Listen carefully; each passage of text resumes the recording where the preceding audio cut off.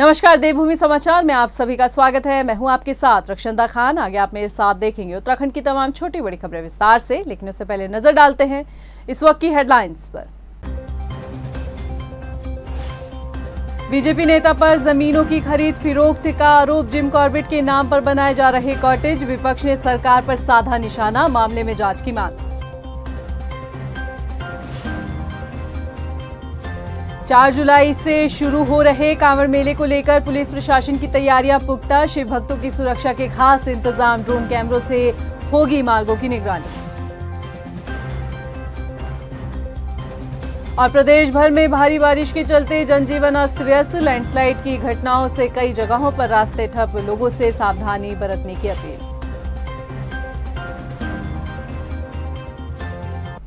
Headlines के बाद bulletin में खबरें विस्तार से। और बात सबसे पहले करते हैं सूबे में उठे जिम कॉर्बेट जमीन के मामले पर। सूबे की राजनीति में जिम कॉर्बेट की जमीन पर कॉटेज बनाने को लेकर जो ये मामला है सुर्खियों में है। और सुर्खियों में रहने की वजह यही है कि जमीन पर कॉटेज बनाने वाला कोई आम आदमी नहीं बल्कि भाजपा नेता है। क्या है पूरा मामला और विपक्ष इस पूरे मुद्दे को क्यों उछाल रही है, इस रिपोर्ट में देखते हैं। यह हमारे कॉटेज का एक सैंपल है। टोटल फॉरेस्ट के बीच में लोकेशन है। उत्तराखंड में जहां एक तरफ धामी सरकार लैंड जिहाद के खिलाफ अभियान चला रही है, तो वहीं दूसरी तरफ बीजेपी नेताओं पर ही जमीनों की खरीद फरोख्त के आरोप लग रहे हैं। दरअसल विश्व प्रसिद्ध जिम कॉर्बेट टाइगर रिजर्व की जमीन पर कॉटेज बनाकर बेचने का मामला इन दिनों चर्चाओं में है। और सुर्खियों में रहने की वजह यह है कि मामला बीजेपी नेता के नाम से जुड़ा है, जिस वजह से विपक्ष भी जमकर सरकार को घेरने की कोशिश में लगी है।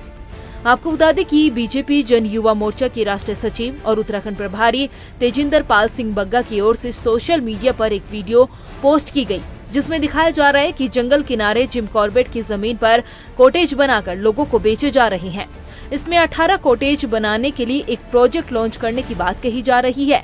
साथ ही 2 BHK कॉटेज के दाम 68 लाख रुपए बताए जा रहे हैं। इसमें निवेश के लिए लोगों को आमंत्रित भी किया जा रहा है। अब इस वीडियो के जारी होने के बाद कई सवाल उठ रहे हैं। कौन है जो इस जमीन पर कॉटेज बना रहा है? किसने जंगल के किनारे इतने बड़े प्रोजेक्ट को मंजूरी दी? क्या इस निर्माण से पहले ये नहीं सोचा गया कि इससे वन्य जीवों का जीवन प्रभावित होगा? क्या सरकार अब निर्माण कार्यों पर नजर नहीं रख रही है? विपक्ष का कहना है कि सरकार की ओर से ना तो जमीनों की खरीद फरोख्त की मॉनिटरिंग की जा रही है और न ही यहां होने वाले निर्माण कार्यों पर नजर रखी जा रही है, जिसके चलते विपक्ष ने सरकार से इस पूरे मामले में जांच की मांग की है। तेजिंदर पाल सिंह बग्गा अपने ट्विटर हैंडल में अपना पूरा ब्यौरा देते हैं और साथ ही ये भी बताते हैं कि BA प्रॉपर्टी वाला इन्हीं की कंपनी है, ये फाउंडर है BA प्रॉपर्टी वाला के। अब जब हम BA प्रॉपर्टी वाला के ट्विटर हैंडल पर जाते हैं तो BA प्रॉपर्टी वाला एक वीडियो अपलोड करता है जिसमें वो 18 कॉटेज बनाने की बात करता है जिम कॉर्बेट के बीचों बीच। हमने यहाँ पर बहुत ही संवेदनशील होते हुए सरकार से निवेदन किया है कि जिम कॉर्बेट, बाकी भूमियों से हमारा मतलब नहीं है, जिम कॉर्बेट के अंदर जो 18 कॉटेज बनाए जा रहे हैं इसकी जांच की जाए, क्योंकि ये फ्लोरा, फौना और हमारे पर्यावरण को नुकसान पहुंचाने वाला हो सकता है। उत्तराखंड को एक सख्त भू कानून की जरूरत है। देखिए, एक और भारतीय जनता पार्टी की सरकार वादा करती है कि उत्तराखंड में मजबूत भू कानून लागू होगा, वहीं दूसरी ओर दिल्ली में बैठे बीजेपी के नेता जो उत्तराखंड यूथ के प्रभारी भी हैं भारतीय जनता युवा मोर्चा के, वो उत्तराखंड की जमीनों की सौदेबाजी कर रहे हैं और लगातार प्रॉपर्टी डीलिंग का काम कर रहे हैं दिल्ली में बैठ के, जो कि उत्तराखंड की जो सेंसिटिव हमारी जमीन है जिम कॉर्बेट की, उस जमीन के सौदेबाजी कर रहे हैं, जिसके खिलाफ आज हम लामबंद हुए हैं। क्योंकि ये भारतीय जनता पार्टी का दोहरा मापदंड और दोहरा चरित्र उजागर करता है कि एक और वो मजबूत भू कानून का वादा करती है, दूसरी ओर वो ये दिल्ली में बैठे अपने नेताओं से उत्तराखंड की जमीनों की सौदेबाजी कर रही है, जो कि कतई बर्दाश्त नहीं किया जाएगा। और जब तक उत्तराखंड में मजबूत भू कानून लागू नहीं किया जाएगा तब तक उत्तराखंड की जनता चुप नहीं बैठेगी। वहीं इस पूरे मामले पर भाजपा के प्रवक्ता विनोद सोयाल का कहना है कि भारतीय जनता पार्टी उत्तराखंड में पुष्कर सिंह धामी के नेतृत्व में सुशासन का राज दे रही है और कोई भी हो उसे जमीन खुर्द-बुर्द करने की कोई संभावना नहीं है। सीएम धामी के नेतृत्व में ही फॉरेस्ट की कई एकड़ जमीन को मुक्त कराया गया है और किसी भी स्थान पर अगर इस तरह की बात होगी तो उनके खिलाफ कार्रवाई की जाएगी। देखिए, भारतीय जनता पार्टी माननीय पुष्कर सिंह धामी जी के नेतृत्व में उत्तराखंड के अंदर सुशासन दे रही है। जनहित के जितने भी मुद्दे हैं उनके लिए, उनके हल के लिए प्रयत्नशील है और जहाँ तक कांग्रेस पार्टी का आरोप है, तो मैं कांग्रेस को याद दिलाना चाहता हूँ कि जो ज़मीन कई वर्षों से लोगों ने कब्जाई हुई थी, चाहे वन भूमि की थी, ये सरकार की ज़मीन थी, उसको पुष्कर सिंह धामी जी के नेतृत्व में उन ज़मीनों को जो है तो छुड़वाया गया, उन्हें बुलडोजर से साफ करवाया गया। इसलिए कांग्रेस का आरोप मुझे लगता है कि केवल पूर्वाग्रह से ग्रसित है। ये मिथ्या आरोप है कि किसी तरह का किसी को इस बारे में प्रोत्साहन दिया जा रहा है। धामी जी ने कई सौ एकड़ जो है तो कब्जाई हुई ज़मीन को मुक्त करवाया। भाजपा ने भले ही इस मामले में कार्रवाई की बात कही हो, मगर जिस तरह से ये मामला सोशल मीडिया से लेकर सड़कों तक मुद्दा बना हुआ है, उससे कहीं न कहीं बीजेपी की छवि पर असर पड़ा है। क्योंकि एक तरफ सरकार खुद लैंड जिहाद के खिलाफ अभियान चला रही है, तो वहीं दूसरी तरफ उनके ही नेताओं का नाम जमीन की खरीद फरोख्त से जुड़ा हुआ सामने आ रहा है। अब ऐसे में देखना ये होगा कि सच क्या है और सरकार आगे क्या कुछ एक्शन लेती है। यूनिफॉर्म सिविल कोड पर कांग्रेस से प्रदेश प्रवक्ता गरिमा दसौनी ने सरकार को आड़े हाथ लिया है। कांग्रेस ने कहा है कि जब केंद्र सरकार यूसीसी लाने की बात कह रही है, तो राज्य में अलग कानून कैसे लागू हो सकता है। बता दें कि गरिमा दसौनी ने कहा है कि अगर केंद्र में मॉनसून सत्र में समान नागरिक कानून आता है, तो राज्य में तैयार किया गया ड्राफ्ट का कोई मोल नहीं होगा। देखिए, मैं मुख्यमंत्री पुष्कर सिंह धामी और उनकी पूरी सरकार को आईना दिखाने आई हूँ कि जनता को इतना बेवकूफ़ मत समझिए, और ख़ास करके मुख्य विपक्षी दल को तो, क्योंकि केंद्र सरकार 2 बार स्पष्ट रूप से कह चुकी है। अब तो मोदी जी ने सीधे भोपाल से ये बात कही है कि यूनिफॉर्म सिविल कोड जो है पूरे देश में लागू होगा, और यदि 20 जुलाई को शुरू होने वाले मानसून सत्र में केंद्र सरकार इस बिल को ले आती है और सर्वसम्मति से ये पास हो भी जाता है, बहुमत के साथ ये पास हो भी जाता है, तो फिर आर्टिकल 254 254 जो है संविधान का, वो कहता है, उसका पहला क्लॉज कहता है कि जैसे ही केंद्र कोई कानून लाएगा तो वो अम्ब्रेला कानून हो जाएगा और राज्यों का कानून निष्प्रभावी हो जाएगा। हल्द्वानी में विभिन्न सामाजिक और राजनीतिक संगठनों ने सद्भावना सम्मेलन का आयोजन किया। नफरत हटाओ और रोजगार दो के बैनर तले इस सम्मेलन में कांग्रेस के प्रदेश अध्यक्ष करण महारा समेत वामपंथी और अन्य विचारधारा के दलों के नेता शामिल हुए। इस दौरान कांग्रेस प्रदेश अध्यक्ष करण महारा ने सरकार पर आरोप लगाया कि सरकार समाज को तोड़ने का काम कर रही है। आपसी भाईचारे के नारे को छिन भिन किया जा रहा है। आज समुदाय विशेष के लोगों को टारगेट बनाया जा रहा है। भारतीय जनता पार्टी अगर देश की सरकार पे राज कर रही है, प्रदेश में मात्र धार्मिक उन्माद फैला के नफरत का वातावरण पैदा करके, इसमें यहाँ के स्थानीय चैनल, राष्ट्रीय मीडिया का बहुत बड़ा योगदान है।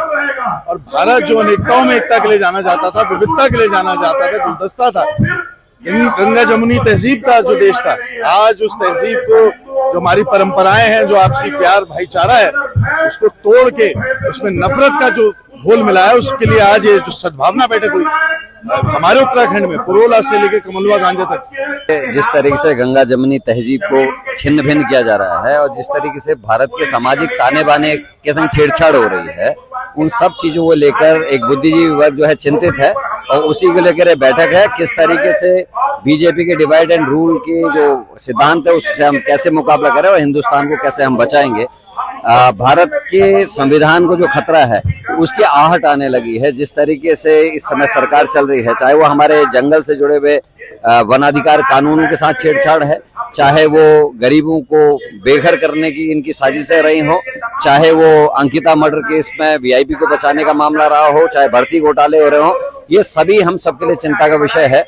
राजधानी देहरादून में पूर्व सैनिकों ने 1 रैंक 1 पेंशन मिलिट्री सर्विस पे की विसंगतियों के खिलाफ प्रदर्शन किया। कचहरी परिसर में इकट्ठा हुए पूर्व सैनिकों ने शहीद स्मारक के सामने एक दिन भूख हड़ताल की। पूर्व सैनिकों ने बताया कि वो प्रधानमंत्री नरेंद्र मोदी को अपनी मांगों को लेकर 1000 से ज्यादा पोस्टर कार्ड भेज रहे हैं। अगर इन मांगों पर संज्ञान नहीं लिया गया तो वो 23 जुलाई को संसद भवन का घेराव करेंगे। ये 2008 से ओआरओपी की लड़ाई चल रही है, 1 पेंशन, और 2014 में जब अपने मोदी जी की सरकार आई तो मोदी जी ने जो खुद इसको बोला कि 1 रैंक 1 पेंशन मैं दूंगा, और ओआरओपी वहीं से ये स्टार्ट हुए 2014 से। फिर ये ओआरओपी 1 इन्होंने जब ओआरओपी 1 घोषित करी तो उसमें अपने जनरल सदवी साहब बैठे थे, उसमें जवानों ने उनका साथ दिया। और ओआरओपी 2 में इन्होंने क्या करा कि अपने जनरल सदवी साहब ने केवल ऑफिसर्स तबके को जो है फायदा दिया और जेशू जवानों को उन्होंने छोड़ दिया और उनकी पेंशन नहीं बढ़ाई। वो विसंगति के रूप में आज ये जो है आंदोलन के रूप में उभरा है। 4 जुलाई से शुरू हो रहे कांवड़ मेले को लेकर पुलिस प्रशासन अपनी तैयारियों को पुख्ता कर रहा है। नीलकंठ दर्शन के लिए आने वाले भक्तों को लेकर एसएसपी श्वेता चौबे ने नीलकंठ कांवड़ मेला यात्रा 2023 के तहत अधिकारियों, जल पुलिस, एसडीआरएफ के अलावा पीएससी के फोल्ड कंपनी के साथ बैठक की, जिसमें व्यवस्थाओं को दुरुस्त करने के लिए कहा गया। एसएसपी ने बताया कि आने वाले श्रद्धालुओं की सुरक्षा को देखते हुए 74 सीसीटीवी कैमरे, 3 ड्रोन कैमरे से निगरानी की जाएगी। देखिए, पूरा जो हमारा नीलकंठ, लक्ष्मण झूला और पशु लोक विराज जो एरिया है, वहाँ पे हमने बृहद स्तर से जो है अपना डिप्लॉयमेंट किया है। पूरे एरिया को 7 जोन्स में डिवाइड किया है और 23 सेक्टर्स बनाए हैं।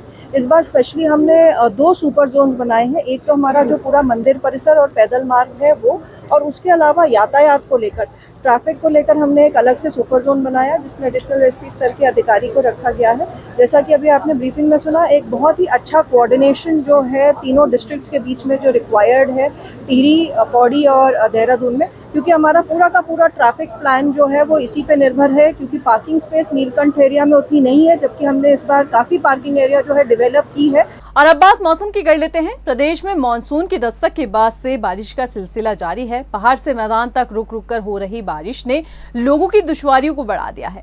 बरसात के चलते प्रदेश भर में कई जगहों पर रास्ते ठप पड़े हैं। जगह जगह लैंडस्लाइड की घटनाएं सामने आ रही है। पिथौरागढ़ जिले से लेकर नैनीताल जिले तक लगातार बारिश की वजह से आम जनजीवन अस्त व्यस्त है। कई जगह बारिश के चलते मलबा सड़कों पर आ गया है, नदी नाले उफान पर हैं और इन हालातों के बीच लोगों से सावधानी बरतने के लिए कहा गया है। उत्तराखंड में भी चाइल्ड पोर्नोग्राफी के मामले बढ़ रहे हैं। राजधानी देहरादून के कैंट कोतवाली में चाइल्ड पोर्नोग्राफी का मुकदमा दर्ज हुआ। जानकारी के मुताबिक आरोपी ने टिप लाइन के जरिए गूगल पर चाइल्ड पोर्नोग्राफी को शेयर किया था। National cyber crime reporting portal से सूचना मिलने के बाद पुलिस ने इसमें एक्शन लिया।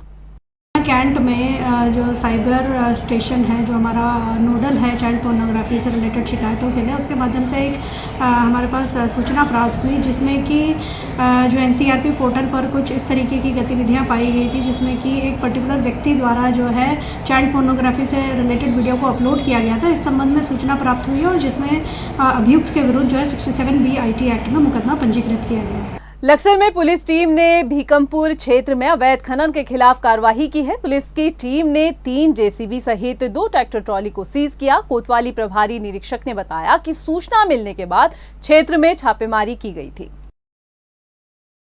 अभी के लिए फिलहाल इतना ही, मुझे दे इजाजत, लेकिन चलते चलते नजर डालते हैं इस वक्त की हेडलाइंस पर। नमस्कार। बीजेपी नेता पर जमीनों की खरीद फिरोख्त का आरोप। जिम कॉर्बेट के नाम पर बनाए जा रहे कॉटेज। विपक्ष ने सरकार पर साधा निशाना, मामले में जांच की मांग। 4 जुलाई से शुरू हो रहे कांवड़ मेले को लेकर पुलिस प्रशासन की तैयारियां पुख्ता। शिव भक्तों की सुरक्षा के खास इंतजाम। ड्रोन कैमरों से होगी मार्गों की निगरानी। और प्रदेश भर में भारी बारिश के चलते जनजीवन अस्त व्यस्त। लैंडस्लाइड की घटनाओं से कई जगहों पर रास्ते ठप। लोगों से सावधानी बरतने की अपील।